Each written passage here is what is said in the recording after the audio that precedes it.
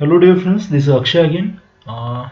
From today we are going to start new topic that is gravitation. Okay, आपको शायद gravitation 9th class में था. Okay, basic चीज़ें शायद आपने पढ़ी होंगी.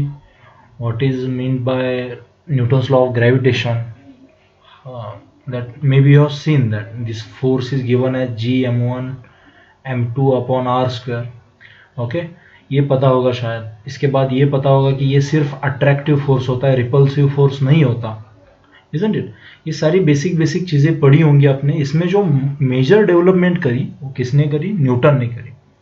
लेकिन उससे पहले जब पहली बार आर्यभट्टा ने एक्चुअली वो पूरा सिस्टम दिया था, सोलर सिस्टम. उसके बाद कोपरनिकस ने बताया. उसके बाद टाइको नाम का एक साइंटिस्ट था, बहुत उसका नाम है. उसने जो सारे ऑब्जर्वेशंस करे थे वो मरने के बाद उसने अपने असिस्टेंट को भेज दिए. ठीक है, तो असिस्टेंट ने जो केपलर था उसने वो सारे कंपाइल कर दिए and he formed 3 laws and those are popularly known as Kepler's laws. Okay, Kepler's laws of planetary motion.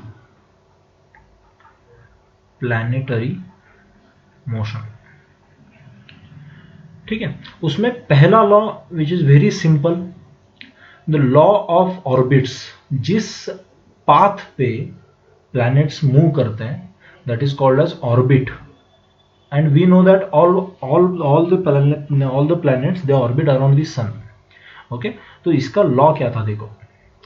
Each planet revolves around the sun in an elliptical orbit with sun at its one of the foci. इसका मतलब क्या है? पहले तो आपको इसमें दो चीजें समझ में नहीं आई होंगी कि व्हाट इज दिस इलिप्स और इलिप्टिकल, और ये फोकाई क्या होता है. बेसिक चीजें पता है कि सर प्लैनेट क्या करता है, रिवॉल्व करता है अराउंड द सन. लेकिन ये इलिप्स क्या है और फोकाई क्या है? अभी आपको शायद सर्कल आपने देखा है. ठीक है, दिस इज अ सर्कल. इसका एक सेंटर होता है and you take any point on the circle, the distance is same and that is called as radius. Okay, that is called as radius. ये बेसिक हमें स्ट्रक्चर पता है. लेकिन अगर आपको ऐसे कोई फिगर बता दी है, okay, which is like a double circle, मुझे जिसमें ऐसे दो सेंटर जैसा कुछ दिख रहा है आपको. ओके, तो इसको कहते हैं इलिप्स. इसका सबसे बेसिक एग्जांपल ये है, मान लो ये कोन है. ओके, इन्वर्टेड कोन है मान लो ऐसे. अगर मैंने इसको ऐसे कट कर दिया हॉरिजॉन्टल, ओके, मान लो ये प्लेन है, इससे अगर कट कर दिया तो आपको यहां पे जो शेप मिलेगा it will be a circle. This will be what? A circle. लेकिन मान लो किसी ने क्या किया, इसको ऐसे कट मार दिया, तो यहां पे जो शेप दिखेगा अभी it will be like this. Okay, simply like this and that will be this ellipse. इस शेप को क्या कहते हैं? This is called as ellipse. और इलिप्स में दो से यहां पे चीजें होती है. This is called as focus. Okay, और इसका प्लूरल फॉर्म होता है foci. So this is focus 1, ये फोकस 2. तो जैसे किसी भी सर्कल में एक सेंटर होता है, इलिप्स में दो फोकस होते हैं, दो फोकाई होते हैं, F1 और F2. तो इसने केपलर ने क्या बताया, अगर कोई भी प्लैनेट सन के अराउंड घूम रहा है तो it will move in this elliptical orbit, ellipse जैसा ऑर्बिट. और सन हो सकता है यहां पे हो या फिर यहां पे हो. ये आप पे डिपेंड करता है आप उसको कैसे रिप्रेजेंट कर रहे हो.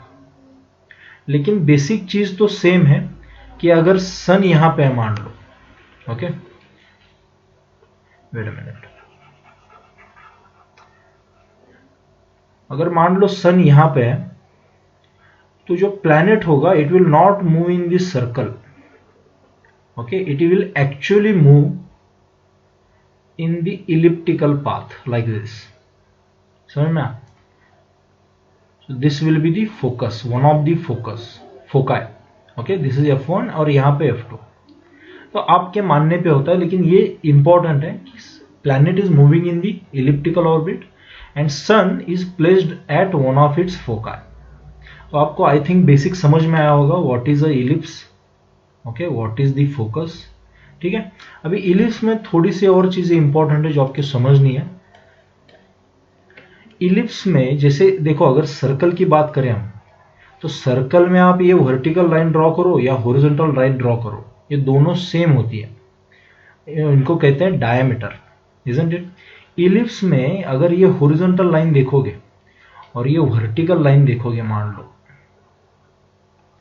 इसको मैं कहूंगा 2a और इसको मैं कहूंगा 2b, let's say for example, तो ये लेंथ और ये length these are not same. ये वर्टिकल लेंथ और ये हॉरिजॉन्टल लेंथ ये सेम नहीं होती।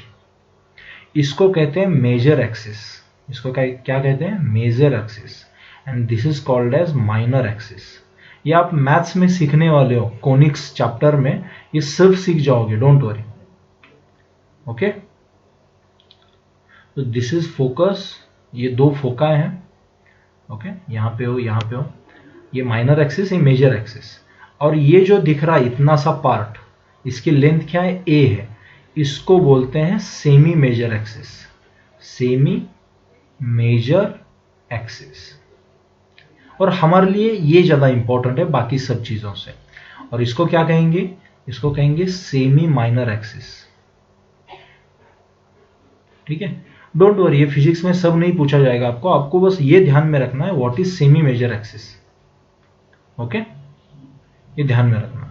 अभी इलिप्स की और एक इंपॉर्टेंट कंसेप्ट है जो आपको पता होनी चाहिए, that is, let's say if this is the ellipse और इसके ये दो फोका है, मान लो दिस इज f1 और this is f2, you take any point on this ellipse, ये पॉइंट ले लो या ये पॉइंट ले लो, you take any point p q r।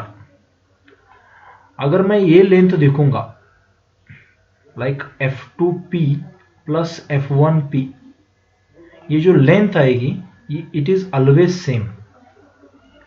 अब मैं अगर यहां पे ऐसे कनेक्ट कर दूंगा मान लो, तो फिर f2q प्लस f1q ये भी हमेशा सेम रहता है, मतलब it is also equal to l। अगर मैं इसको कनेक्ट कर दूंगा ऐसे, तो इनके एडिशन f2r प्लस f1r, इनके एडिशन भी कितनी होती है, l ही होती है, सेम ही रहती है हर बार। ठीक है, तो ये ध्यान में रखना, दैट इज वेरी इंपॉर्टेंट। ये मैथ्स में आपको सीखेंगे, ये मैथ्स में सीखेंगे आप। ठीक है, so this is law of orbits, थोड़ा सा हमने डीप में देख लिया what is law of orbits. So each planet revolves around the sun in elliptical orbit with the sun at one of its foci, okay, I think it is clear now. Now the second law Kepler stated is law of areas, okay, और इसमें आपकी imagination बहुत important है। अभी सोचो, जब telescope वगैरह नहीं थे तब केपलर ने ये लॉ बनाया था, law of areas, which is outstanding, means you cannot imagine such a thing in that era. उसने क्या कहा देखो, उसका सिंपल मतलब क्या ये पहले समझाता हूं, उसके बाद में आप ये लॉ ऑफ एरियाज देखना। मान लो अभी हमने देख लिया कि what is the Kepler's first law. Let's say this is sun और ये प्लैनेट ऐसे घूम रहा है, ठीक है, let's say in this direction it is moving continuously with some speed v, ठीक है, इसके अराउंड ये घूम रहा। तो ये जब ये प्लैनेट यहां पे पास होगा, व्हेन इट इज नियरर, आपको ये पता होना चाहिए कि उस टाइम पे ये प्लैनेट फास्ट होता है, इसका स्पीड क्या होता है, बहुत ज्यादा होता है, ऐसे फास्ट घूमता है ये। और जब ये दूर होता है, यही प्लैनेट जब कहां पे होगा, दूर होगा, फार अवे, तब ये कैसे घूमता है, स्लो घूमता है, ओके। तो ये आपको ध्यान में रखना है, ये बेसिक लॉजिक है, this is what a logic. और इसी लॉजिक से हम समझेंगे ये बाकी सब चीजें, ठीक है। जब नियरर होगा फास्ट जाएगा, जब दूर होगा स्लो जाएगा, ओके। तो यहां पे इसने क्या कहा देखो, इस लॉ में, an imaginary line that connects a planet and the sun. मान लो यहां पे प्लैनेट था ये और ये सन है, तो हमने एक इमेजिनरी लाइन ड्रॉ करी, मान लो this is what imaginary line, sweeps out equal areas in the plane of the planet in equal times, equal areas in equal times। मतलब अगर मान लो मैंने अभी मान लो 4 days ये मेरा टाइम है, तो उसमें हमें पता है कि जब प्लैनेट पास होता है it is a bit faster. क्या होता है? फास्ट होता है। तो ये इधर से इधर पॉइंट 2 को थोड़ा फास्ट घूमेगा और उसमें जो इसने एरिया कवर किया होगा, let's say this is area A1, ठीक है, दिस इज एरिया A1, और ये जो दूर होगा, तभी मैंने सेम टाइम लिया, सेम टाइम पीरियड 4 days का, तब ये प्लैनेट यहां से यहां 4 days में जाने के लिए थोड़ा स्लो होता है। तो बस इतना ही चलेगा, ये ज्यादा नहीं चलेगा। यहां पे थोड़ा ज्यादा चला, यहां पे थोड़ा स्लो जाएगा। लेकिन ये भी जो एरिया होगा, ये एरिया कितना होगा? A2।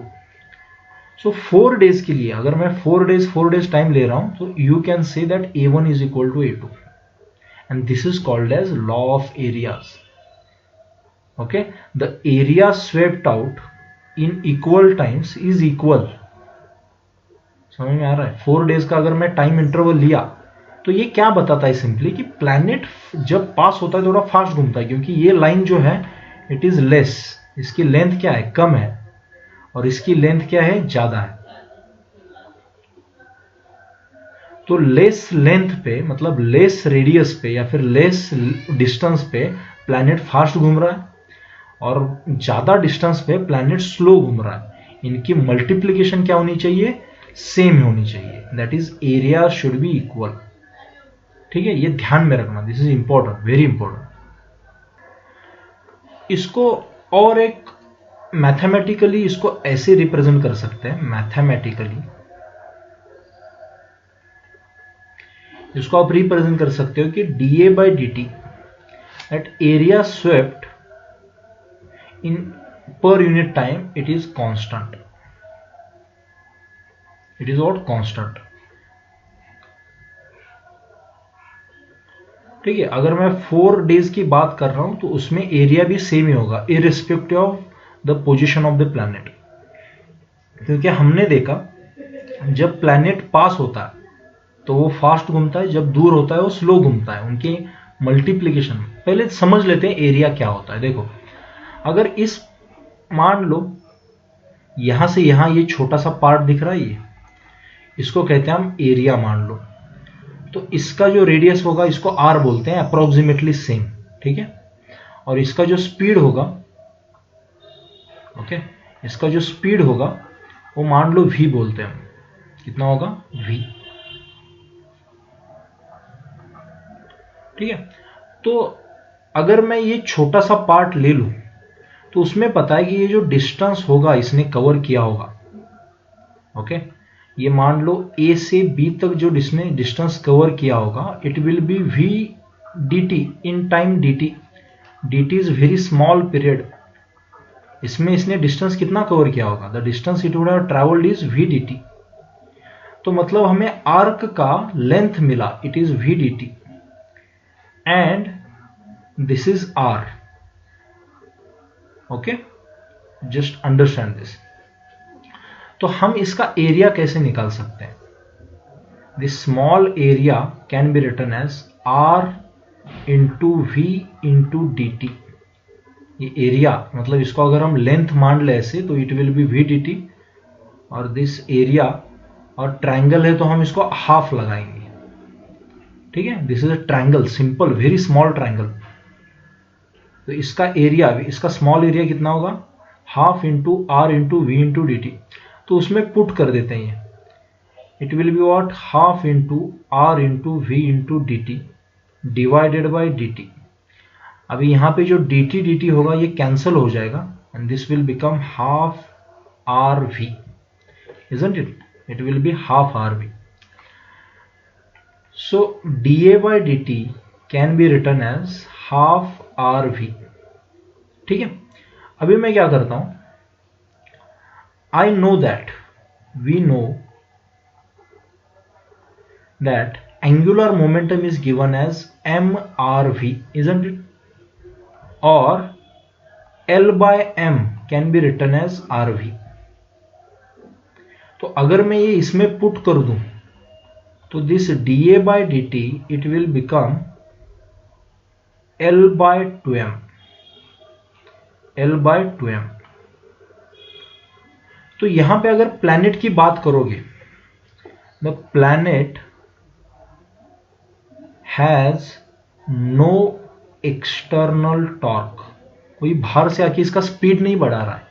अगर अर्थ का स्पीड बढ़ गया तो उसका टाइम पीरियड भी चेंज होगा, टाइम पीरियड चेंज होगा तो घर में 365 डेज का कैलेंडर नहीं आएगा, हर साल चेंज होते रहेगा।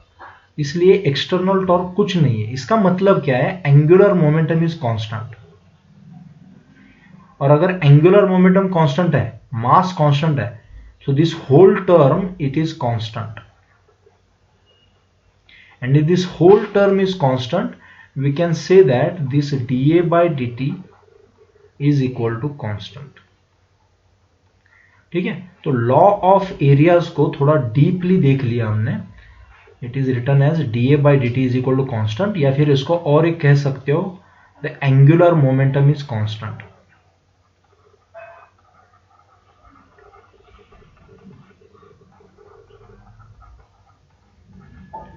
Try to understand this, okay. ये ध्यान में रखना, अगर रिवाइंड करना हो तो कर सकते हो, देख सकते हो मैंने क्या कहा, because this is very important. तो यहां पे ध्यान रखना, प्लैनेट का एंगुलर मोमेंटम हमेशा सेम रहता है। कैसे सेम रहता है, इस प्रॉब्लम से देखते हैं। मान लो एक पार्टिकल है, let's say at point, particle नहीं सॉरी, ये प्लैनेट है मान लो यहां पे और यहां पे, ओके। सो इसको कहते हैं पेरिहेलियन और इसको कहते हैं, एक मिनट, अपहेलियन, ओके। ये जो दूर होता है it is called as aphelion, जो पास होता है इसको कहते हैं पेरिहेलियन। जो प्लैनेट पास होगा ये distance will be perihelion, this distance will be aphelion, okay। just try to understand this, the minimum distance between planet and the sun is called as perihelion, the maximum distance between planet and the sun is called as aphelion। just try to understand this। तो हमें पता है जब perihelion पे होगा तो इसका speed अगर vp है मान लो, और जब अपहेलियन पे होगा तो इसका स्पीड मान लो ऐसे है va, ठीक है, और प्लैनेट ऐसे घूम रहा है लेट सपोज। तो हमें पता है कि vp is greater than va। Why? Because अगर मैं इस डिस्टेंस को, ये जो डिस्टेंस दिख रहा है इसको मैं RA कहूं और इस डिस्टेंस को मैं RP कहूं, because RA is greater than RP। अगर दूर है तो फास्ट घूमेगा, सॉरी दूर है तो स्लो घूमेगा, पास है तो फास्ट घूमेगा। ये कहां से पता चला हमें? By the law of conservation of momentum.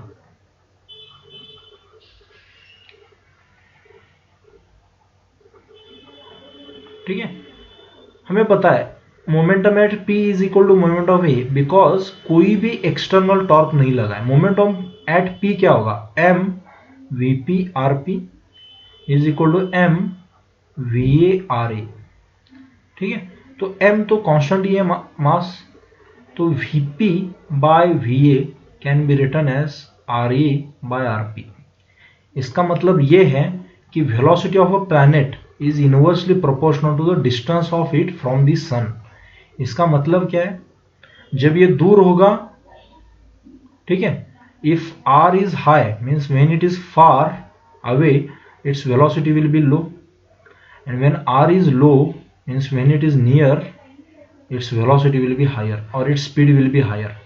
just try to understand this logic, okay। it is due to law of conservation of momentum, just try to understand this,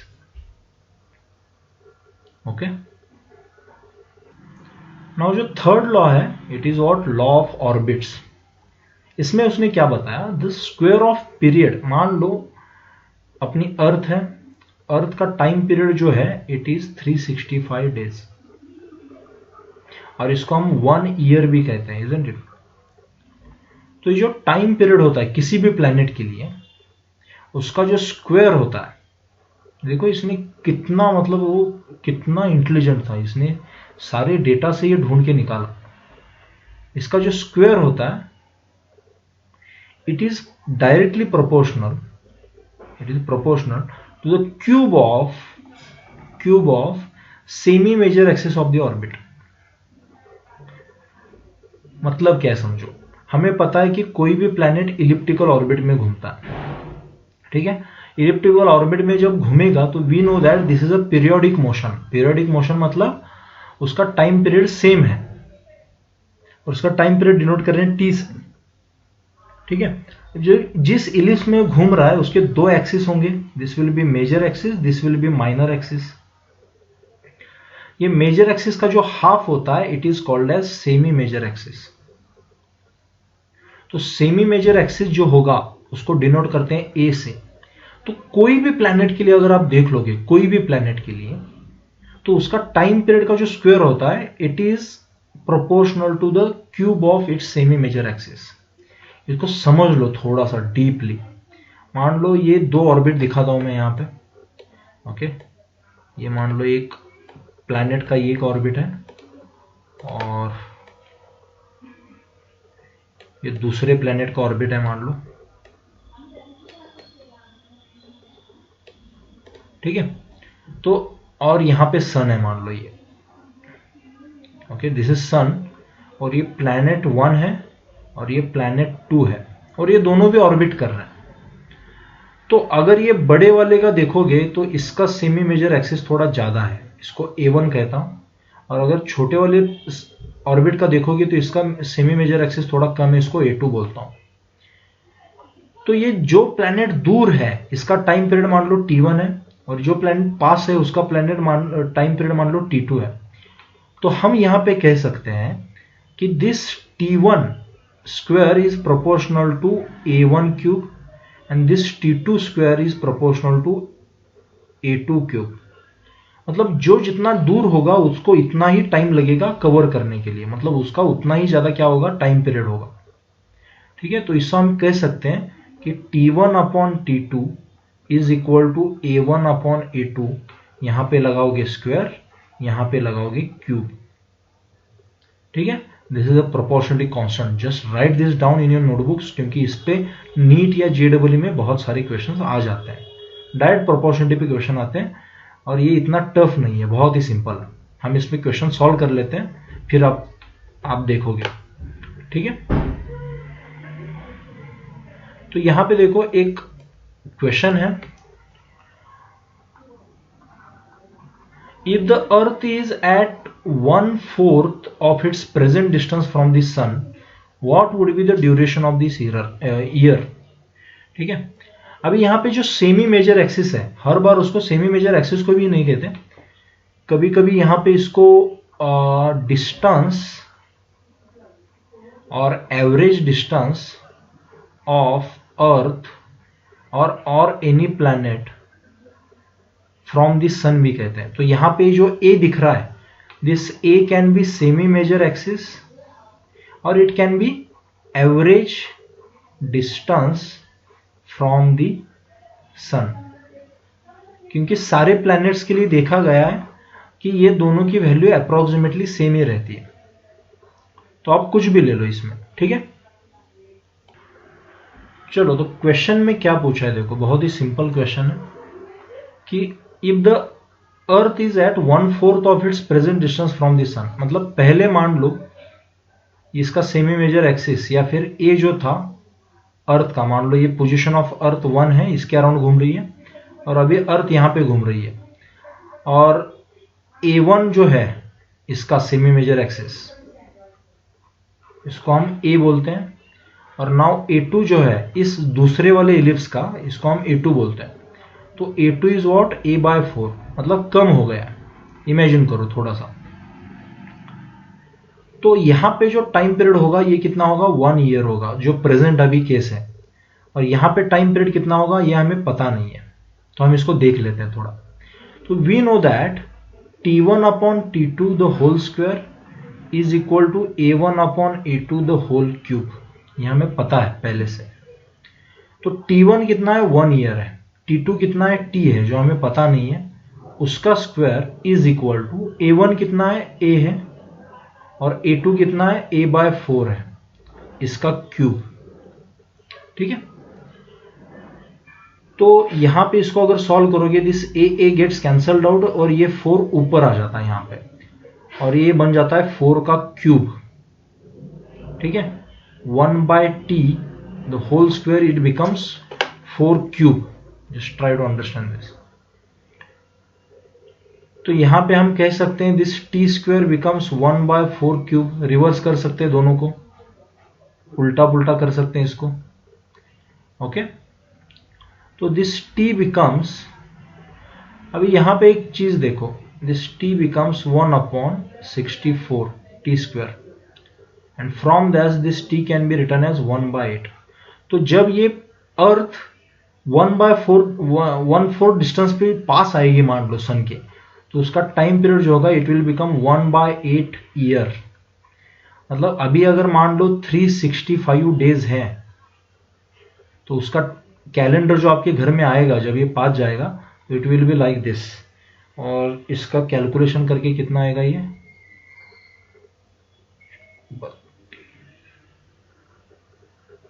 around 45 days to 46 days, इतना छोटा year होगा। तो छुट्टियां कितनी मिलेगी, क्या मिलेगी, देख लो एक बार, okay. So this is all about Kepler's laws. ये आपको तीनों लॉज याद रहने चाहिए। मैं फिर से एक बार रिवीजन लेता हूं तीनों लॉज की। The first law says that all planets are moving in ellipse and sun is at one of its foci। किसी एक फोकस पे रहता है sun. Foci is the plural form. Second हमने देखा एरिया। एरिया में क्या देखा हमने, dA/dt is equal to constant. इसका मतलब यह है कि angular momentum is equal to constant. इसका मतलब यह है कि जो प्लैनेट पास होगा उसका स्पीड ज्यादा होगा, जो प्लैनेट दूर होगा उसका स्पीड कम होगा, to keep the angular momentum constant. और थर्ड है time period, law of period. It says that the square of time period is directly proportional to the cube of semi major axis. Semi major axis बोल दो या फिर d cube बोल दो, where d is what, distance of a planet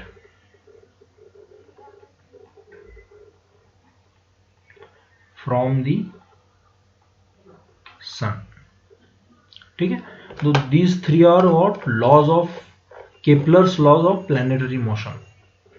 आप ellipse के बारे में वगैरह सीख लोगे आगे जाके मैथ्स में, डोंट वरी अबाउट इट, लेकिन ये ध्यान में रखना the concepts I have taught you today, okay.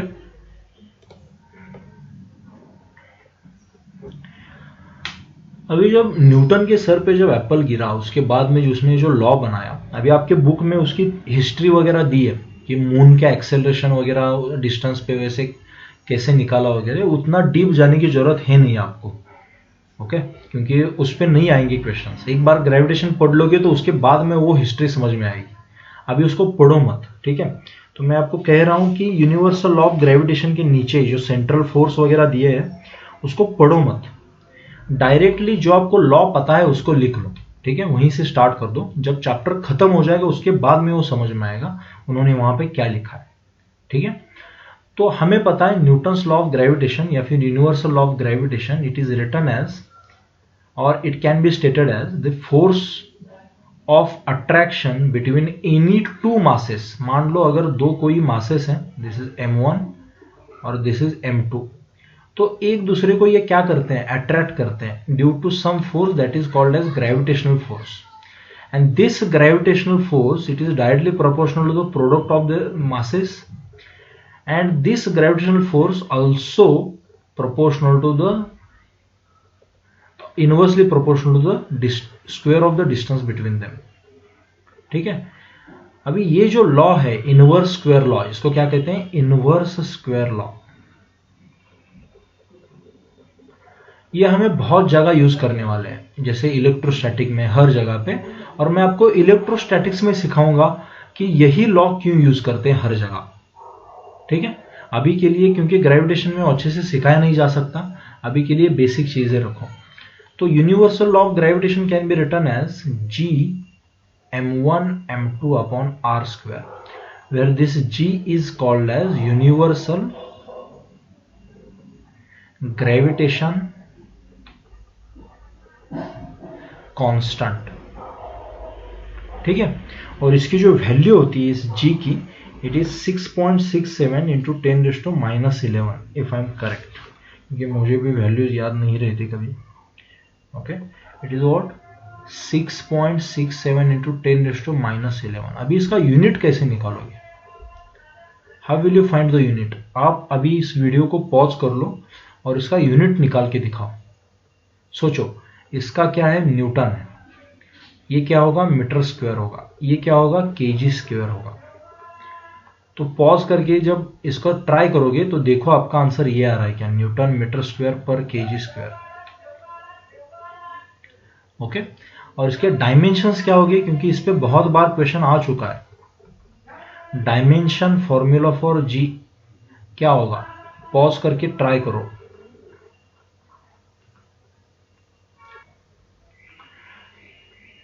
तो ये यूनिट है न्यूटन मीटर स्क्वायर पर केजी स्क्वायर।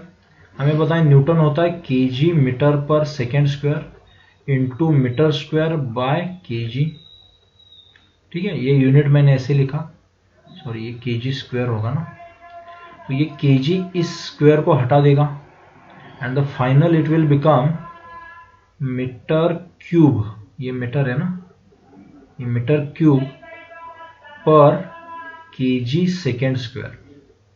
तो ये मीटर क्यूब मतलब इसमें केजी नीचे है तो ये -1 आएगा, ये क्यूब आएगा और ये -2 आएगा।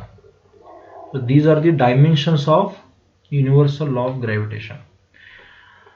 ओके, तो ध्यान रखना है। अभी नेक्स्ट इंपॉर्टेंट चीज है, थोड़ा डीपली देख लेते हैं। ये तो अपने 9th क्लास में सीखा होगा, ये जो यहाँ पे दिखा है डायमेंशन बस इसी साल सीखा होगा आपने, बाकी सब तो 9th क्लास में सीख लिया आपने। अभी थोड़ा डीपली देख लेते हैं। देखो, अगर ये मास m1 है यहाँ पे और ये मास कितना है? m2 है, दोनों का मास अलग अलग है, तो दोनों के बीच में क्या होता है? कोई अट्रैक्शन फोर्स होता है, दैट इज ग्रेविटेशनल फोर्स, और उसका जो मैग्नीट्यूड होगा it is written as G m1 m2 upon r square. तो हमें सर मैग्नीट्यूड के बारे में कोई इश्यू नहीं है, मैग्नीट्यूड क्लियर है हमें, लेकिन जो फोर्स होता है, force it is a vector. तो मैग्नीट्यूड कैसे लिखाओगे? It will be F G magnitude, F G bar और मॉड ऑफ एफ जी। तो ये मैग्नीट्यूड मिल गया, लेकिन इसके डायरेक्शन कैसे लिखोगे? तो ये जो फॉर्मूला है इसमें हमें डायरेक्शन के बारे में कुछ नहीं पता चलता, हमें डायरेक्शन खुद से अज्यूम करनी पड़ती है। लाइक इस m1 की अगर मैं एफबीडी लिखूंगा, एफबीडी ऑफ m1, तो कैसे लिखेगी कि यहां इस डायरेक्शन में लग रहा है ग्रेविटेशनल फोर्स, और अगर मैं एफबीडी ऑफ m2 देखूंगा तो यहां पे हमें पता चलेगा कि इस डायरेक्शन में लग रहा है fg। लेकिन ये फॉर्मूला यहां पे डायरेक्शन के बारे में कुछ नहीं बताता, इसलिए हम इसको कहते हैं scalar form of universal law of gravitation. लेकिन अभी हमें एडवांटेज है कि हमने वेक्टर सीख लिए, तो now will learn the vector form of universal law of gravitation. Diagram थोड़ी सी डेंजर लग रही होगी अगर आपके वेक्टर्स अच्छे नहीं है। मान लो यहां पे मैंने दो मासेस रखे हैं, दिस मास इज m2 और दिस मास इज m1, ठीक है। तो ये जो r2 दिख रहा है यहां पे, ये जो r2 दिख रहा है it is the position vector of m2, समझ में आ रहा है?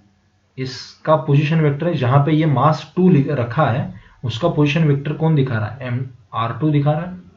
और r1 जो है it is showing the position vector of m1।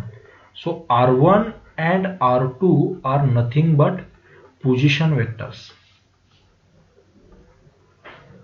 Okay, stop करके ये नोट्स लिख लोगे, ठीक है।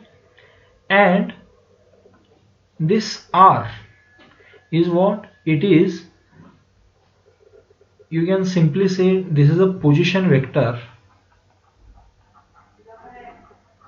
of m2 with respect to m1। और हमें पता है कि r1 जो होता है या फिर r जो होता है it can be written as R2 minus R1। ये सोच लो थोड़ा सा, मैंने सिखाया था वेक्टर्स में। क्यों, कैसे?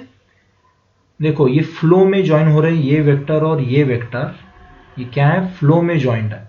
इसको कह सकते हैं हम R1 plus R is equal to this final vector, इसको रिजल्टेंट कह सकते हैं हम R2। तो ये R कैसे आएगा, it will B R2 minus R1, final position vector minus initial position vector, ये हमने देख लिया था। तो यहां पे अगर देखोगे तो जो ग्रेविटेशनल फोर्स है इनके बीच में, whatever the gravitational force is, उसका मैग्नीट्यूड तो हमें पता है, क्या है, Gm1 m2 upon r square, where r is the distance between them and where r, here r is the magnitude of this r vector. ठीक है, थोड़ा सा समझने में दिक्कत हुई होगी आपको, ध्यान रखना क्या सिखा रहा हूं, पॉज करके फिर से एक बार देख लो। तो अगर देखोगे gravitational force on m1 is in the direction of r1, ये जो ग्रेविटेशनल फोर्स m1 पे लग रहा है ये किसके डायरेक्शन में, m1 पे जो फोर्स लगेगा it will be in the direction of r1, sorry not r1, r, I am really sorry, r। और Fg on m2 it is opposite to the direction of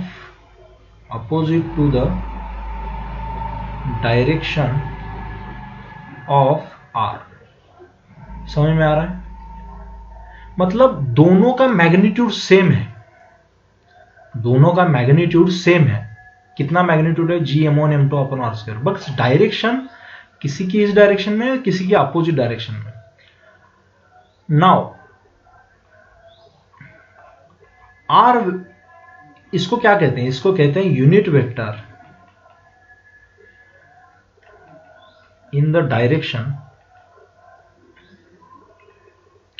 of r। तो जो Fg1 होगा on m1 और ये जो Fg2 होगा on m2, इसको मैं कैसे लिख सकता हूं, Fg1 को अगर मुझे वेक्टर में दिखाना है तो मैं पहले मैग्नीट्यूड लिखूंगा, it will B Gm1 m2 upon r square, और इसके साथ डायरेक्शन दिखाने के लिए मैं क्या जोड़ूंगा, यूनिट वेक्टर दिखाऊंगा, just to show the direction. और अगर मैं Fg2 लिखूंगा, इसको अगर वेक्टर में दिखाना है, magnitude will be same, m1 m2 upon r square, magnitude is same, लेकिन यहां पे मैं माइनस r कैप दिखाऊंगा to show that it is opposite in the direction of r vector. तो this is like an action and this is like a reaction. तो ये क्या होते हैं, एक्शन रिएक्शन पेयर है, ये एक दूसरे को बैलेंस नहीं करते। क्यों नहीं करते, because they are acting on different bodies. समझ में आ रहा है, तो ये पॉज करके फिर से एक बार देख सकते हो मैंने क्या बताया, because this is very important. ठीक है, इस m1 पे जो फोर्स लग रहा है Fg1, ये इसके डायरेक्शन में लग रहा है, ये r वेक्टर अपना इधर है, और ये जो m2 पे फोर्स लग रहा है दैट इज Fg2, ये दोनों का मैग्नीट्यूड सेम है। Fg1 का मैग्नीट्यूड और Fg2 का मैग्नीट्यूड दोनों का सेम है, बस डायरेक्शन आर अपोजिट। और इसकी डायरेक्शन हम r कैप से दिखा रहे हैं, इसकी डायरेक्शन माइनस r कैप से दिखा रहे हैं। क्योंकि कैप क्यों यूज कर रहे हैं, unit vector, it is used for showing the direction only, that's all. तो ये आपको याद रहना चाहिए, ये दोनों चीजें। This is called as vector form of universal law of gravitation. इसमें डायरेक्शन भी दिखा रहे हैं, ये फॉर्मूला क्या दिखा रहा है, डायरेक्शन भी दिखा रहा है। क्लियर है, तो यहां पे थोड़ी सी वेक्टर की थोड़ा और डीप जाते हैं। अभी आप बोलोगे सर इतना डीप क्यों जा रहे हो, देखो ध्यान रखो, unit vector of any vector can be written as the vector itself upon its magnitude. ये देखा था हमने, ये देखा था, याद है, unit vector can be written as, we know that anyway unit vector can be written as r cap is equal to o vector upon उसका मैग्नीट्यूड। तो उसका मैग्नीट्यूड क्या है, r ही तो है। यहाँ पे देखा है ना, उसका मैग्नीट्यूड क्या है, आर ही तो मैग्नीट्यूड है उसका, इजंट इट, आर ही तो मैग्नीट्यूड है उसका। तो ये अगर इसमें पुट कर दूंगा, ये कंडीशन अगर इस दोनों में पुट कर दूंगा मान लो मैं, तो क्या आएगा, that F G one vector can be written as G m1 m2 upon r square into जो आर कैप था उसकी जगह मैंने क्या लिखा, आर वेक्टर अपॉन आर। तो ये क्या बन जाएगा, this will become G m1 m2 upon r cube, this will be r cube into r vector, और एफ जी टू क्या बन जाएगा, similarly it will be G m1 m2 upon r cube into minus r vector. ये minus क्यों आया, just to show the direction is opposite, दोनों का magnitude same ही है। तो ये थोड़ा वेक्टर फॉर्म है, ठीक है, हर बार आपको वेक्टर फॉर्म से सॉल्व नहीं करना पड़ेगा, डोंट वरी, मैं आपको इसकी ट्रिक्स वगैरह बता दूंगा, डोंट वरी। लेकिन अगर वेक्टर्स पे डायरेक्टली कभी क्वेश्चन आ गया तो आपको ये मेथड यूज करनी है। कभी कभी जेडब्ल्यू में डायरेक्टली क्वेश्चन पूछ लेंगे आपको, how the gravitational vector form of gravitational force is written as, NEET में भी पूछ सकते हैं, तो ये डायरेक्टली लिखना है, ठीक है। तो एफ जी वन या फिर कोई भी gravitational force, it can be written in this form G m1 m2 upon r square into r cap और G m1 m2 upon r cube into r vector, ठीक है। ये प्लस माइनस डिपेंड करेगा, ये प्लस माइनस डिपेंड करेगा action है या reaction है, डायरेक्शन कौन सी है, ठीक है। Just try to understand this, this is very important concept. Next lecture में हम इस पे थोड़े प्रॉब्लम्स देखेंगे, and we will solve some problems using this vector form. और आपके लिए नॉट अ कंपल्सरी होमवर्क, लेकिन ब्रेन चैलेंज कर सकते हो खुद का, एक बार ट्राई कर लेना इस क्वेश्चन को, ठीक है। कल हम देखेंगे इस पे, उसके बाद थोड़े क्वेश्चन और भी देखेंगे, मैक्सिमा मिनिमा के क्वेश्चंस, और उसके बाद हम एक्सेलरेशन ड्यू टू ग्रेविटी के बारे में सीखेंगे। ओके, चलो, good day, bye bye, take care.